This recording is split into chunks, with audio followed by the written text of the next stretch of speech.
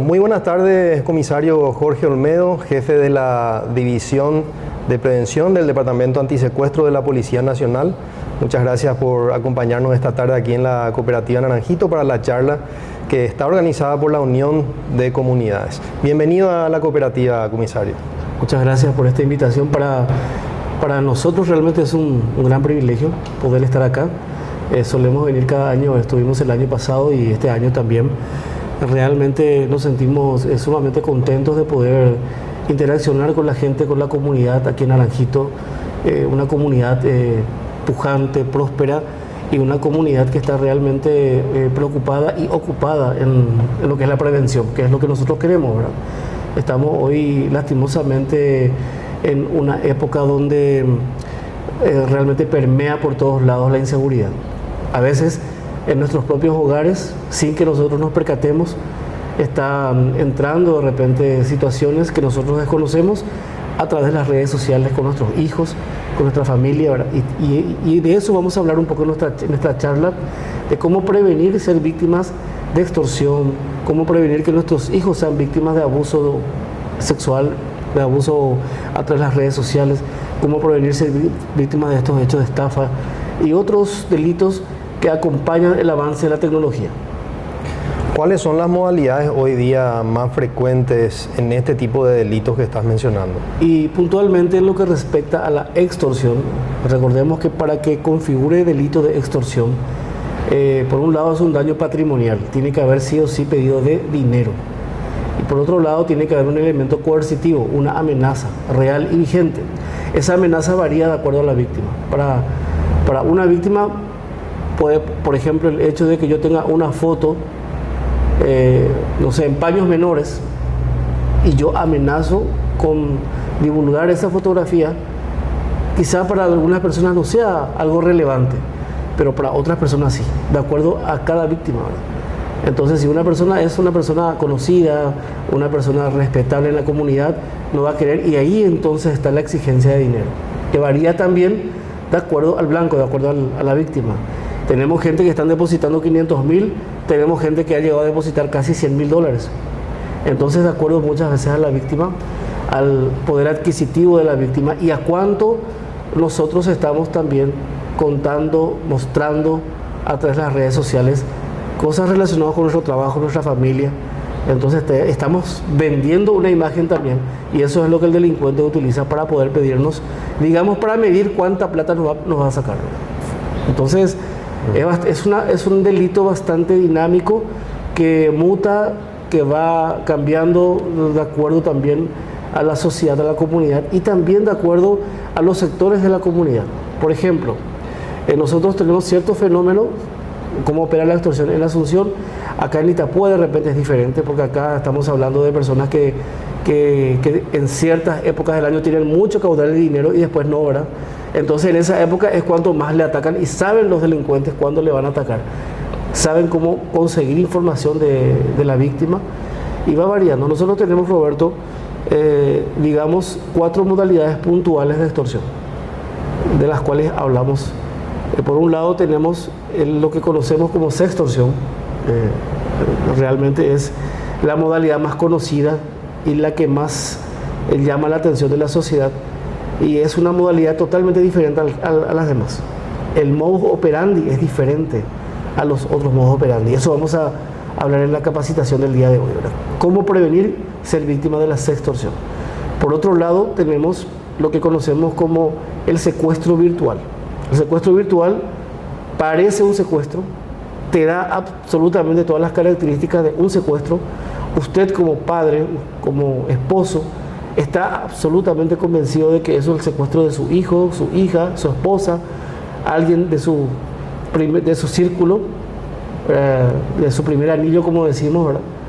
Pero en realidad es un hecho de extorsión. Por otro lado tenemos lo que conocemos como la modalidad de sicario arrepentido. Hoy escuchamos sicario, esto es sicariato por los medios de comunicación. Y llama el delincuente, se ponen en contacto y nos dan datos reales, datos certeros de qué hora salimos, qué colegio entra mi hija, dónde yo suelo frecuentar, dónde me voy a jugar piquiboli, me voy a jugar partido, qué día. toda esa información tiene y me da de manera exacta, diciéndome que pertenece a una organización criminal que van a matarme a mí o van a matar a un integrante de mi familia. Y que hace un mes, hace una semana, ya me tiene en la mira, que me está siguiendo. Entonces genera un pánico en la persona. Y uno ni siquiera se pregunta, ¿por qué yo? ¿Por qué? Bueno, no, en síntesis, lo único que quiero es solucionar esta cuestión. Y ahí el delincuente te dice, mira, yo no quiero realmente perjudicarte, observé que sos una persona trabajadora, entonces redondeemos en un pago X y yo me voy de vuelta de donde vine. Y ahí hay una decisión muy difícil, comisario, para la persona que está recibiendo ese llamado. Denunciar o hacer el pago, porque al denunciar esa persona puede pensar que le está poniendo en riesgo a su familiar. Por eso le digo, pasan en todas las modalidades, se da el factor del miedo. Y no digo solamente el miedo, sino puedo decir del terror. Porque nosotros tenemos víctimas que llegan a puntos donde se paralizan de miedo, no saben qué hacer. No puede contarle a su familia, no puede contarle a su esposa, a su esposo, no puede contarle a nadie lo que está viviendo. Hemos tenido personas que lastimosamente han inclusive intentado suicidarse, ¿verdad? Porque llegan a un punto donde no sabe qué hacer, a quién recurrir. Y por eso es que es importante, y nosotros dentro de nuestra campaña, que se llama justamente No Pagues, Denuncia, estamos generando esa policía de proximidad, Roberto, de cercanía. Nosotros estamos, ¿cuántos kilómetros vinimos ahora para poder estar acá cara a cara con la comunidad de Naranjito, ¿verdad? ¿Por qué? Porque el factor de confianza es un factor sumamente importante. Que la gente confíe en su institución, confíe en la Policía Nacional, confíe en esta unidad especializada de la policía que es el Departamento de Antisecuestros. Y tenemos también a disposición del ciudadano un call center que es el asterisco 377, donde uno puede llamar 24 horas del día y va a ser asistido de manera inmediata ya por un especialista en esto, para, digamos, no estar victimizándonos de vuelta y yéndonos de aquí para allá. Ya directamente con la coordinación de un experto ya activamos un protocolo, tenemos una oficina regional en la Encarnación, de ser necesario el personal se traslada acá ya para asistir a esa víctima, ¿verdad? Y me faltó una modalidad más, Roberto, la conocida como la falsa denuncia, donde te llaman, se hacen pasar por comisario de una comisaría X, se hace pasar a veces por fiscal, se hace pasar por periodista, en fin. Como te digo ahora, esto de repente es bastante dinámico y se mueve el delincuente de acuerdo a las características de su víctima, de acuerdo también a la información que tiene de la víctima. Claro, la investiga y claro, hace un trabajo de inteligencia previo a través de las redes sociales, ¿verdad? Hace un trabajo de ingeniería social donde ve cuántos hijos tiene, dónde trabaja, cuánto, digamos, es su, de acuerdo a su nivel de vida, cuánto es el dinero, digamos, la capacidad adquisitiva que tiene esa persona, qué vehículo tiene, y de dónde saca toda esa información. De la información que nosotros, que nuestros hijos, que nuestra esposa se encarga muchas veces de difundir a través de las redes sociales sin que nosotros nos percatemos de eso. Esta falsa denuncia muchas veces te dice que tu hijo fulano de tal, que circulaba en tal vehículo, le agarramos aquí, sobre tal ruta, tal parte, y este joven tenía una mochila con droga, y ahora vamos a comunicar al Ministerio Público. Entonces, ¿qué pasa? Uno entra de vuelta en el miedo, en el pánico, y como el monto que te da no es un monto, no te dice 10.000 dólares, te dice 5 millones de guaraníes, 3 millones de guaraníes, entonces uno va rápidamente a girar ese dinero. Y ahí entonces estamos, por un lado estamos capitalizando la estructura criminal para que siga trabajando, y por otro lado estamos también encargándonos, pagando de que haya más víctimas, que haya más víctimas y más víctimas cada día puedan existir. Y la trazabilidad económica de estas estructuras criminales, Roberto, es bastante importante, justamente por el factor del miedo y la falta de confianza hacia la policía, hacia las autoridades que tienen que tomar cartas en estos casos. ¿Cuál sería la recomendación para los padres que quieren tener un cuidado de qué están haciendo sus hijos en el medio digital para evitar este tipo de delitos como la sextorsión, por ejemplo, u otros que estuviste mencionando? Así mismo, el 25% de las víctimas son adolescentes y niños de sextorsión. Entonces estamos hablando de una cifra importante, porque de cada 10 denuncias en el DAS, 7 corresponden a la modalidad de sextorsión. O sea que prácticamente el 70% de los casos es por sextorsión. Entonces les recomendamos a los padres de que, por sobre todas las cosas, generen, así como le pedimos nosotros a la policía para que fortalezcan la confianza con los canales de confianza con nosotros, en casa también tenemos que fortalecer los canales de confianza con los hijos. Hoy día es prácticamente imposible decirle a tu hijo de 14, 15, 16 años, tráeme tu teléfono celular. Porque finalmente hasta en el colegio todo gira en torno a los grupos de WhatsApp, a las plataformas digitales.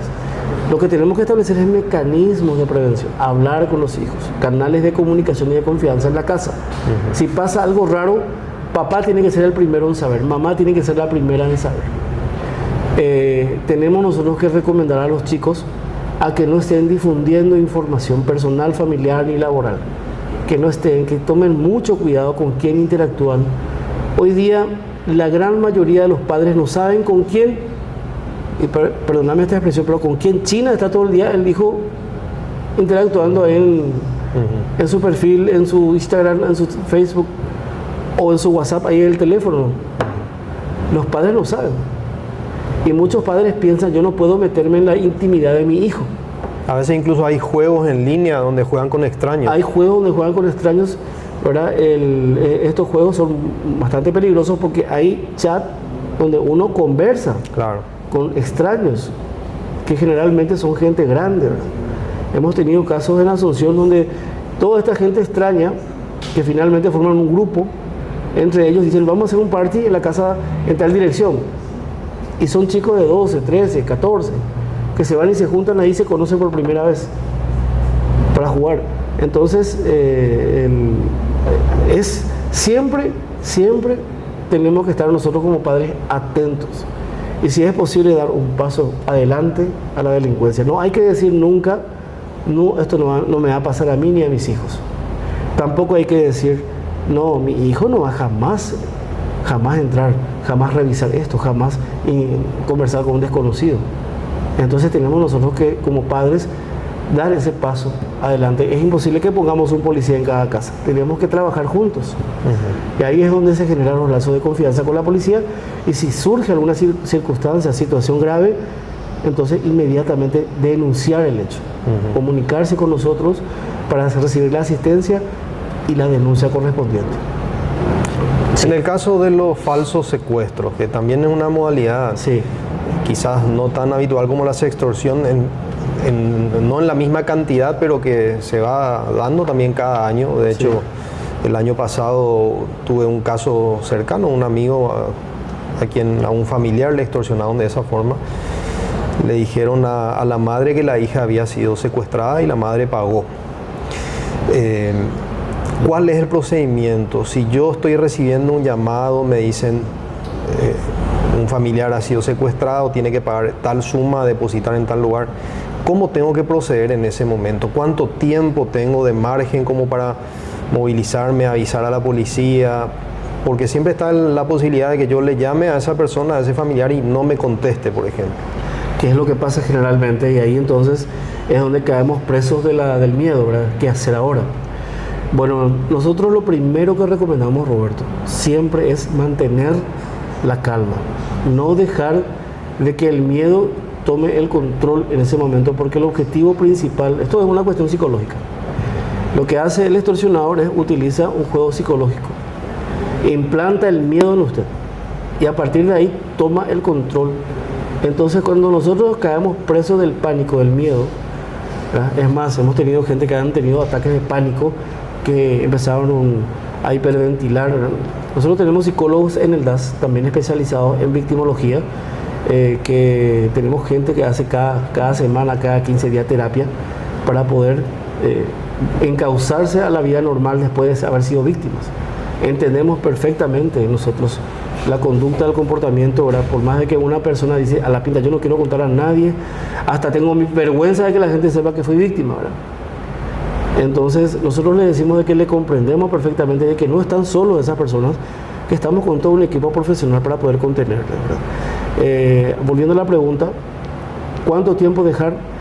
Bueno, dice una premisa en investigación de que El tiempo que pasa es la verdad que huye. Mientras más yo espero el tiempo, por un lado estoy evitando de que yo reciba esa asistencia inmediata, que es importante para ya hacer contenido, y por otro lado estoy dando un tiempo donde esa persona va a seguir investigando, va a seguir buscando más información y me va a empezar a llamar y a llamar y a llamar y a llamar y a llamar. Lo que le pedimos al ciudadano es que se ponga de manera inmediata, aún ante un hecho de simple sospecha, al call center asterisco 377, que facilite al operador, que es una persona entrenada en primeros auxilios emocionales, va a saber qué decir, cómo decir, va a saber qué preguntarle, y usted anote el número telefónico del cual usted recibió la llamada, que tenga a mano eso, porque nosotros tenemos más de 2.200 números ya identificados utilizados para la extorsión, para las estafas, para el abuso, para el grooming, que es el abuso sexual en niños, adolescentes.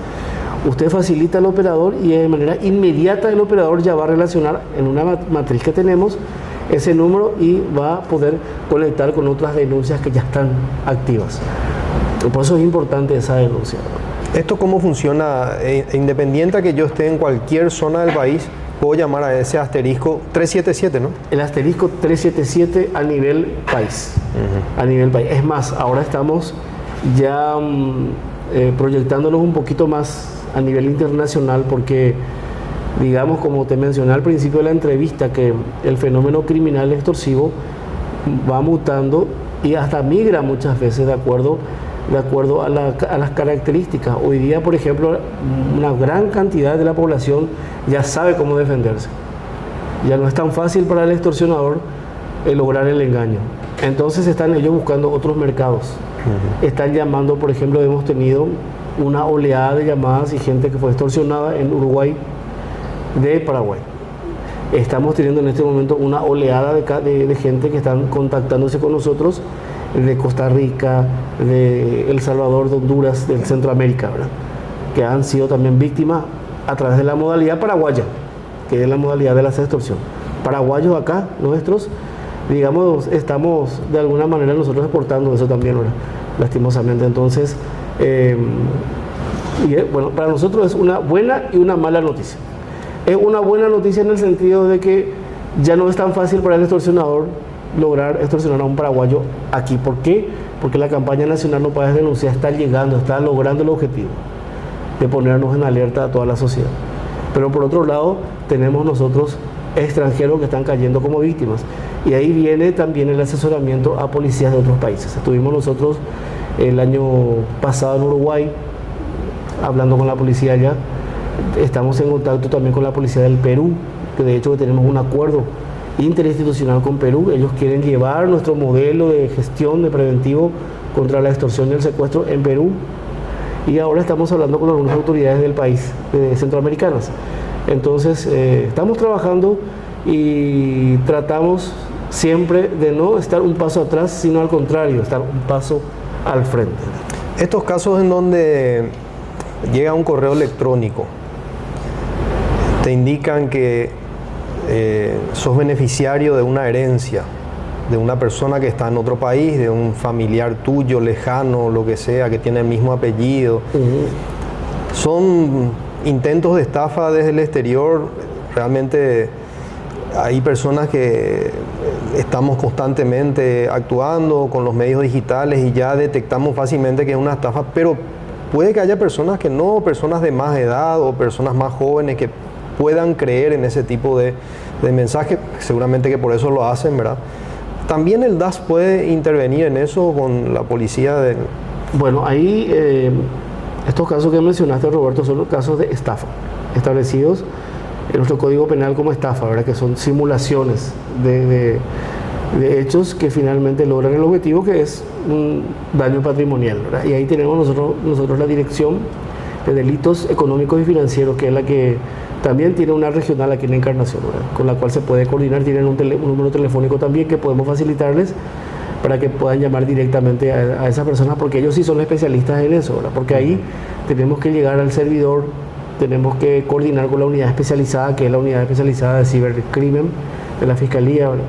Entonces tiene un tratamiento diferenciado. Lo nuestro va hacia la coacción, hacia la privación de libertad y hacia las amenazas para que nosotros hagamos algo y paguemos. Entonces, tiene que haber sido sí, un elemento no de engaño, sino un elemento de amenaza. Si vos no haces esto, esto te va a pasar. Estadísticamente, ¿cómo está avanzando? ¿Está creciendo la cantidad de este tipo de delitos? Bueno, para que tengas una idea, el año 2021 llegamos a más de 700 denuncias. Estamos hablando de denuncias con causa, con carpeta, con carátula, ¿verdad? Por extorsión, que pasó por el Departamento de Antisecuestros. Eso no significa que son 700 causas nomás. Hemos tenido por lo menos 10 veces más de llamadas, de contención, de asistencia, de gente que facilitó los datos, pero que dijo, no, yo no voy a hacer la denuncia. Pero los datos ya están, nos entregaron y hay una trazabilidad de esa información que nos dieron, porque el número telefónico está utilizado y nosotros hacemos la coordinación con la telefonía para bloquear esa línea también, para que no haya más víctimas. Entonces, 700 aproximadamente. Gracias a la campaña nacional No Pagues Denunciar. Nosotros estuvimos aquí en la AgroFest el año pasado. Estuvimos también antes de eso dictando una capacitación acá con esta cooperativa, aquí en este salón de Estación 73. Estuvimos también en la Expo Santa Rita.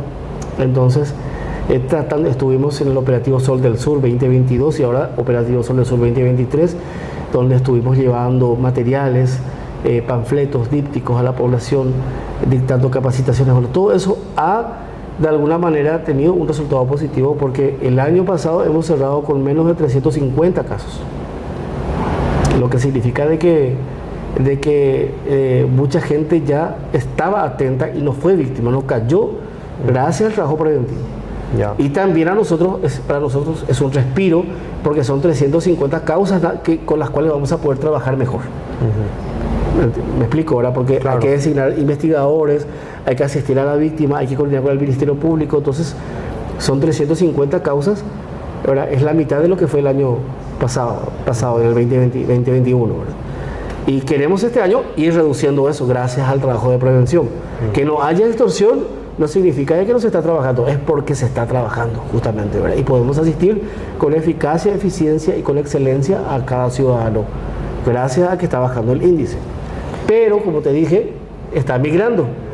Esto se está yendo para otros países, lo que significa que tenemos que establecer estrategias de trabajo con policías, con nuestros pares de otros países también. Y seguramente las modalidades van cambiando también, porque a medida avanza la tecnología y surgen nuevos medios tecnológicos, hoy día están las monedas en formato digital, va mutando la forma de intentar estafar también. En el caso de la extorsión, te comento, ¿verdad? De que al principio era una llamada, lograban el objetivo, que era sacarte una fotografía íntima y después te llamaba directamente para extorsionarte, para pedirte dinero. Hoy día ellos te pasan se pone en contacto una mujer diciéndote que ella es la mamá de la mujer con quien estuviste interactuando, te dice que es menor de edad.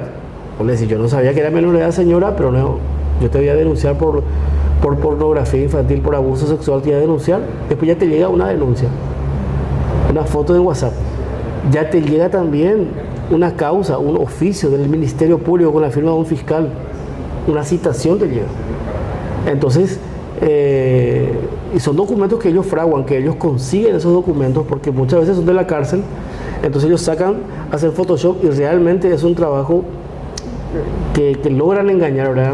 A mí particularmente, en un caso que tuvimos, tuve que leer 3-4 veces y decía, no, pero será cierto. Hasta yo dije, ¿será cierto o no será cierto? Una falsificación muy buena. Es una falsificación realmente muy buena, y tuve que contactar con la fiscal que firmaba, para realmente convencerme yo de que era un hecho de extorsión. Y ahí me dice la fiscal, no, ya sos la tercera persona que me está contactando por esto, utiliza nomás mi firma, ¿ves? Y ellos hacen Photoshop ahí y saben hacerlo. Hay que tener mucho cuidado con las cuentas falsas también en las redes sociales. Y realmente lo que respecta a la seguridad, a la ciberseguridad, tenemos que